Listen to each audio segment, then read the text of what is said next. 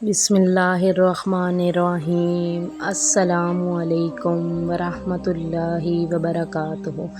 معزز سامعین و ناظرین، امید ہے آپ خیریت سے ہوں گے۔ چینل کو لائک سبسکرائب لازمی کر دیا کریں، جزاک اللہ۔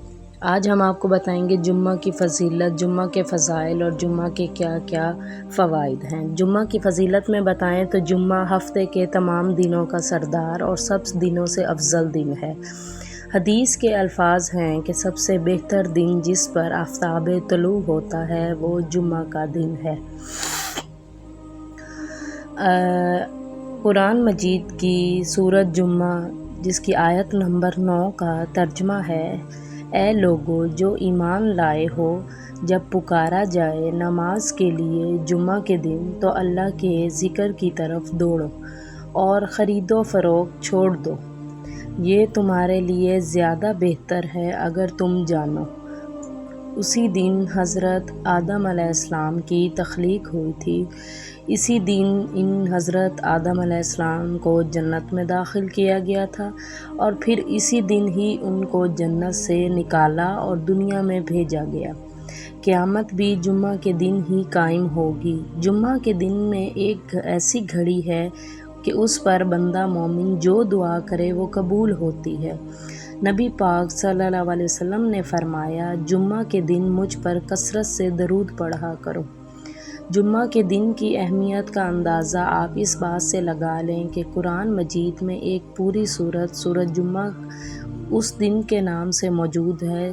جمعہ تمام مسلمانوں پر فرض ہے اور جو شخص 3 جمعہ چھوڑ دیتا ہے اللہ پاک اس کے دل پر مہر لگا دیتا ہے اور اس کو منافق لکھ دیا جاتا ہے۔ گویا کہ جمعہ ہر مسلمان پر فرض ہے سوائے بچے، مریض اور خاتون۔ حدیث میں آتا ہے جس کا ترجمہ کچھ اس طرح سے ہے: حضرت عبداللہ ابن عمر اور حضرت ابو ہریرہ رضی اللہ عنہ دونوں راوی ہیں کہ ہم نے رسول اللہ صلی اللہ علیہ وسلم کو اپنے ممبر کی لکڑی یعنی اس کی سیڑھیوں پر یہ فرماتے ہوئے سنا ہے کہ لوگ نماز جمعہ کو چھوڑنے سے باز رہیں، ورنہ اللہ تعالیٰ ان کے دلوں پر مہر لگا دے گا اور وہ غافلوں میں شمار ہونے لگیں گے۔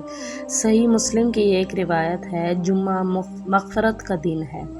جو شخص جمعہ کے دن غسل کرے گا اور خوب اچھی طرح سے پاکی حاصل کرے گا اور تیل استعمال کرے گا یا گھر میں جو خوشبو میسر ہو استعمال کرے، پھر نماز جمعہ کے لیے نکلے اور مسجد میں پہنچ کر 2 آدمیوں کے درمیان نہ گھسے، پھر جتنی ہو سکے نفل نماز پڑھے اور جب امام خطبہ شروع کرے تو خاموش سنتا رہے، تو اس کے اس جمعہ سے لے کر دوسرے جمعہ تک سارے گناہ معاف کر دیے جاتے ہیں۔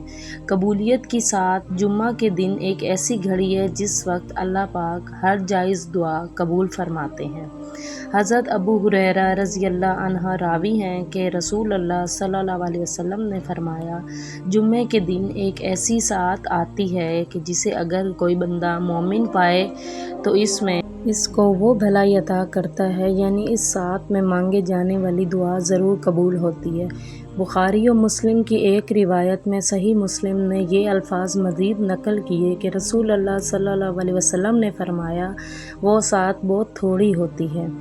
جمعہ کے لیے جلدی آنے کا احکام جو ہے، رسول پاک صلی اللہ علیہ وسلم نے فرمایا، جو شخص جمعہ کے دن غسل جنابت کر کے نماز پڑھنے جائے تو گویا اس نے ایک اونٹنی کی قربانی دی اگر اول وقت مسجد میں پہنچا، اور اگر بعد میں گیا تو گویا ایک گائے کی قربانی دی، اور جو تیسرے نمبر پر گیا تو گویا اس نے ایک سینگ والے مینڈے کی قربانی دی، اور جو کوئی چوتھے نمبر پر گیا تو اس نے گویا ایک مرغی کی قربانی دی، اور جو کوئی 5ویں نمبر پر گیا تو اس نے گویا انڈا اللہ کی راہ میں دیا۔ لیکن جب امام خطبہ کے لیے باہر آ جاتا ہے تو فرشتے خطبہ سننے میں مشغول ہو جاتے ہیں، تب صرف نماز کا ہی ثواب حاصل ہوتا ہے۔ اس لیے جمعہ کے لیے اول وقت جانا ضروری ہے، ورنہ یہ نہ ہو کہ کل روز قیامت ہمارے نامہ اعمال سے جمعہ ہی نہ ملے۔ جمعہ کے دن سورۃ کہف پڑھنا بہت ہی فضیلت ہے۔ فرمان نبوی ہے کہ جس نے جمعہ کے دن سورۃ کہف پڑھی اس کے لیے 2 جمعوں کے درمیان نور روشن ہو جاتا ہے۔ جمعہ چھوڑنے والے کا انجام کیا ہوگا؟ تو جمعہ کی اذان آ رہی ہو اور منادی کرنے والا علی اعلان کر رہا ہو کہ آ جاؤ سب حقیقی کامیابی کی طرف، مگر کسی کو کوئی فرق ہی نہ پڑ رہا ہو کہ منادی کرنے والا کتنے بڑے انعام کی طرف سب کو دعوت دے رہا ہے، اور یہ دعوت بھی دعوت عام ہے۔ کسی چھوٹے بڑے میں کوئی فرق نہیں، کسی امیر غریب یا رنگ و نسل کا کوئی فرق نہیں، سب کو بلایا جا رہا ہے، مگر اس دعوت کو کوئی سن ہی نہیں رہا، یا شاید کوئی سننا ہی نہیں چاہتا۔ ایک طرف دنیاوی کام کاج اور دنیاوی ضرورتیں ہیں جو صرف ایک عارضی اور فانی وقت کے لیے ہیں، جن کا انتظام بعد میں بھی ہو سکتا ہے۔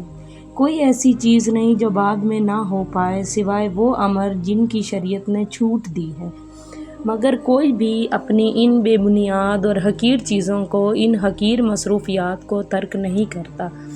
جانتا بھی ہے کہ یہ منادی سب سے بڑے بادشاہ کے حکم پر کی جا رہی ہے، اس پر لبیک کہنا بہت ضروری ہے۔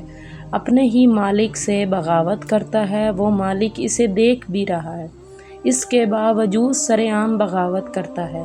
ایسے شخص کا انجام عبرتناک ہے۔